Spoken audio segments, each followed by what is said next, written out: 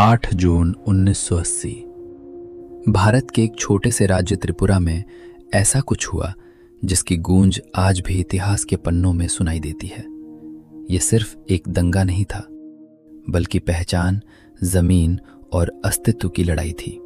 त्रिपुरा, जो कभी अपनी जनजाति, संस्कृति और परंपराओं के लिए जाना जाता था, एक समय ऐसा भी था जब यहाँ की लगभग 80% आबादी आदिवासी समुदायों की थी। त्रिपुरा का इतिहास माणिक्य डायनेस्टी से जुड़ा हुआ है, जिन्होंने कई सदियों तक इस क्षेत्र पर शासन किया। लेकिन समय के साथ हालात बदलने लगे। 1947 में देश के विभाजन और फिर 1971 के बांग्लादेश मुक्त युद्ध के बाद बड़ी संख्या में लोग पूर्वी पाकिस्तान, आज का बांग्लादेश, से त्रिपुरा की ओर आए। इन प्रवासियों में अधिकतर बंगाली हिंदू थे जो यहाँ बसने लगे। धीरे धीरे जनसंख्या का संतुलन बदलने लगा। जहां कभी आदिवासी बहुसंख्यक थे, वहीं अब वे अल्पसंख्यक बनते जा रहे थे। इस बदलाव का असर सिर्फ संख्या तक सीमित नहीं रहा, इसने जमीन, रोजगार, भाषा और संस्कृति पर भी गहरा प्रभाव डाला। आदिवासी समुदाय, जो पहले अपनी पारंपरिक खेती और जंगलों पर निर्भर थे, उन्हें अपनी ही जमीन से हटाया जाने लगा। कई इलाकों को सरकारी नियमों के तहत अवैध घोषित कर दिया गया। वहीं शहरी और उपजाऊ क्षेत्रों में नए बसने वाले लोगों का दबदबा बढ़ने लगा। शिक्षा, सरकारी नौकरियों और व्यापार में भी धीरे धीरे एक तरफा नियंत्रण बढ़ने लगा। स्कूलों और सरकारी कामकाज में बंगाली भाषा का उपयोग बढ़ा, जिससे स्थानीय भाषा कोक-बोरोक पीछे छूटने लगी। इन सभी बदलावों ने आदिवासी समुदाय के भीतर असंतोष और असुरक्षा की भावना को जन्म दिया।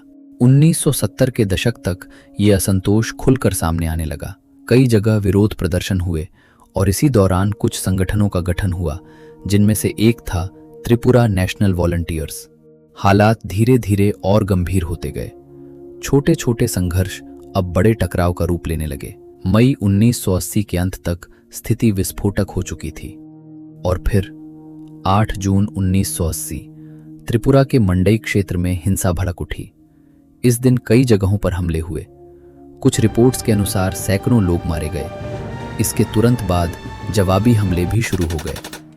हिंसा इतनी तेजी से फैली कि पूरा इलाका डर और अफरा तफरी में डूब गया।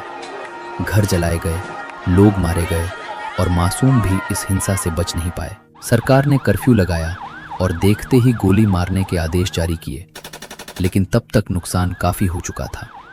आखिरकार सेना और अर्धसैनिक बलों की तैनाती के बाद हालात काबू में आए। इस घटना में कितने लोग मारे गए, इस पर आज भी अलग अलग मत हैं।